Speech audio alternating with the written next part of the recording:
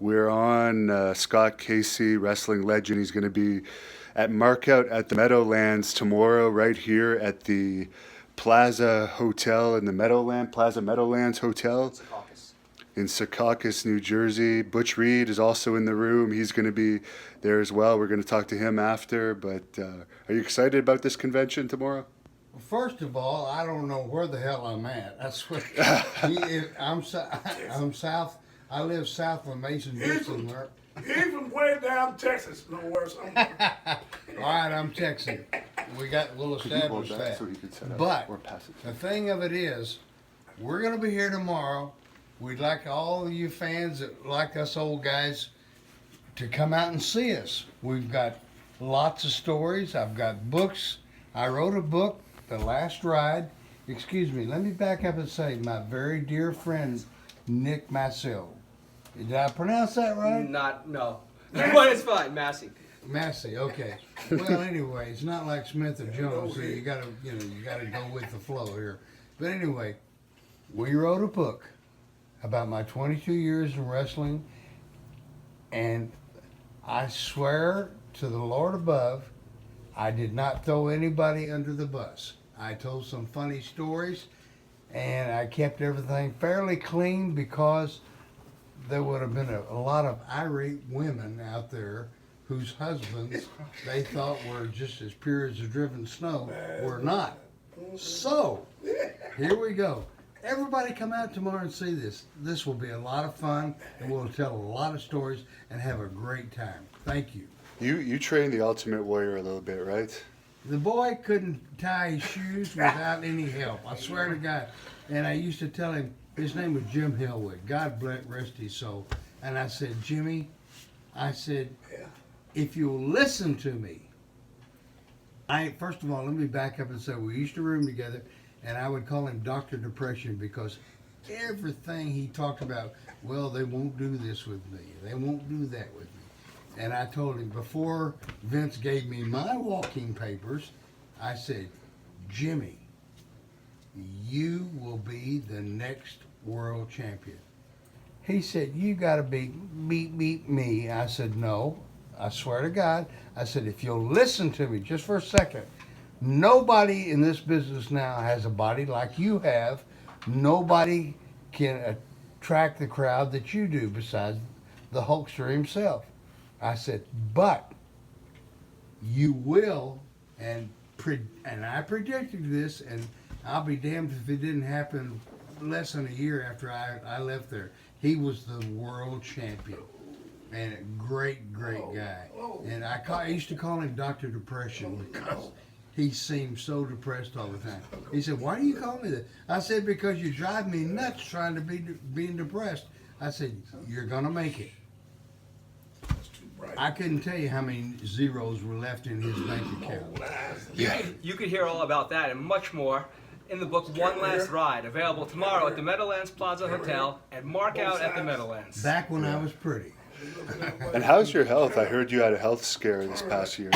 I had Yes, sir. the damnedest thing. I had a heart attack. I came home from work one night and I felt this little feeling like this on my shoulder. It wasn't like somebody grabbing my arm, like the actors do, say, oh, no, I'm having a heart attack. No. It was just a slight trickle like that. So I hopped in my car, because I felt like someone was pulling my teeth out. And then it felt like someone, I was uncontrollably spitting all the time. So what happened, I get in the car because I thought, even in my stupid layman way, I said, something's not right.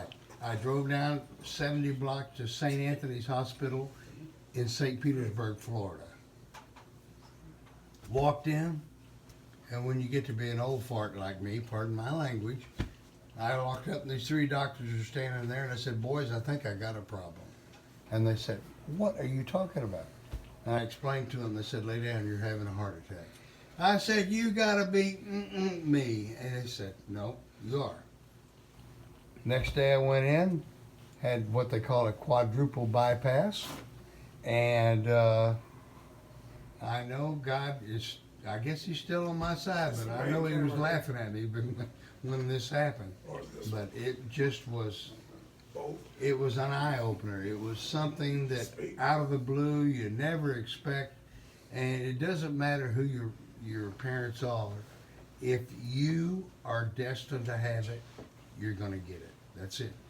And I had it, and I talked to my very dear friend Hillbilly Jim, called him up and told him. He said, Scott, I just had one too. He said, but you're a lightweight. You only had a quadruple bypass.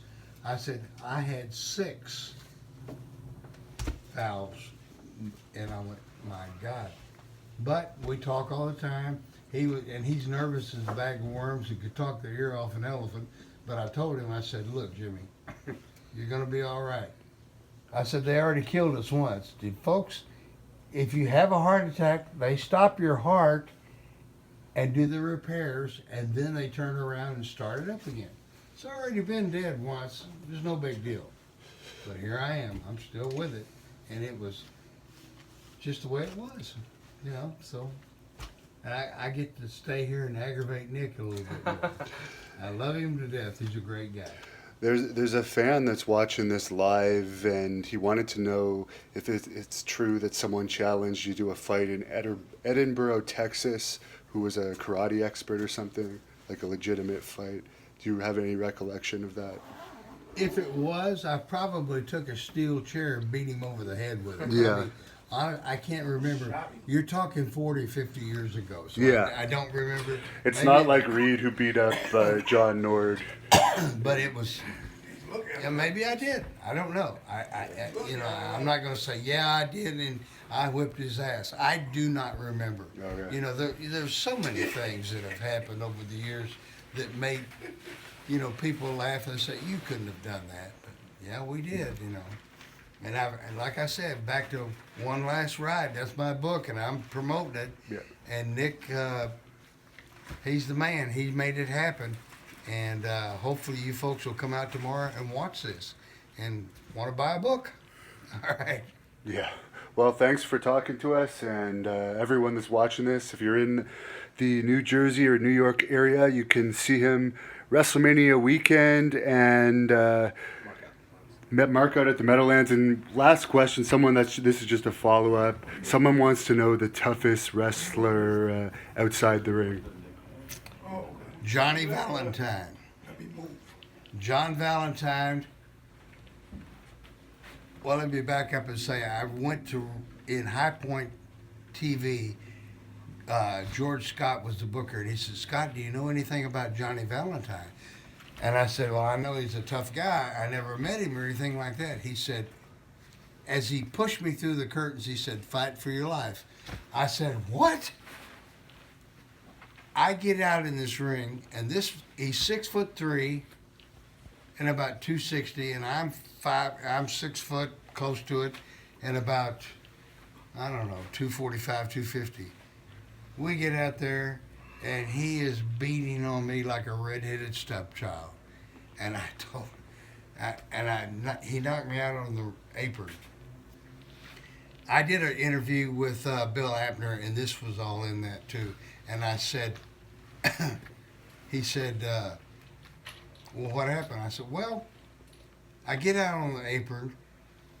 Angelo Martinelli was the referee, and he's talking to Valentine, you know, and I'm sitting there thinking, you know, I trained so hard for so long to be in this business, and I'm not going to let any SOB beat on me without giving him a receipt.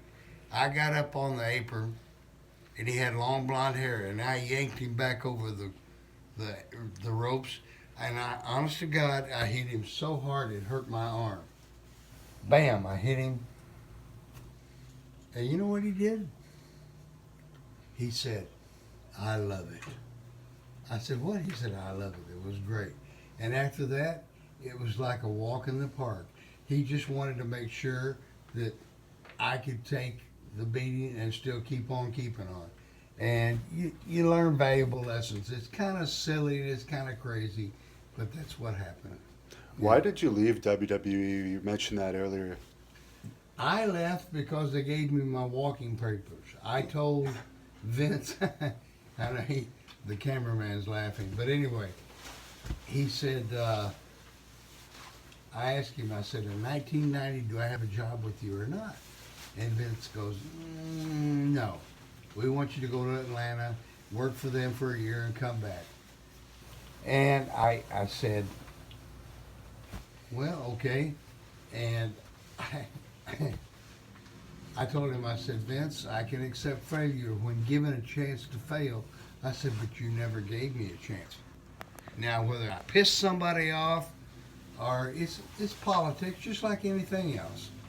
And maybe I pissed somebody off and they didn't like it or whatever, but that's the way it goes. And so I did about a 3-year run there. And it's just, that's the way it was, you know. I'm guessing you don't watch it now. Huh? You don't watch WWE now, I guess. Once in a great while I will. You know, I mean, if I walked in there now, they'd go, who's this decrepit, bow-legged old man that couldn't hold our jock strap?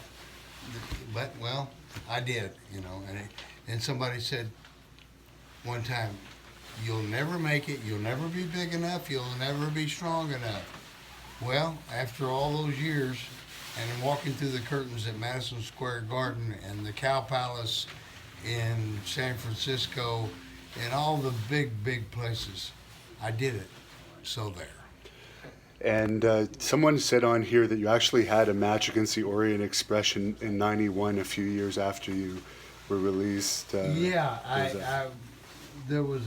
we had a show out in Las Vegas, and I cannot remember the hotel that we were in, but I know we had it. I had a lot of fun doing it, and they had me working heel or bad guy for all those that don't know it, and which was a fun ride for me to do that. But yeah, I did do that. All right, cool. Well, thanks a lot. And somebody says they saw you wrestle in where the hell is that? In a tag match with Manny Fernandez versus the Sheep Herders, and they enjoyed that match. Yeah, that was where I broke my collarbone. The collarbone is attached to this part of the arm.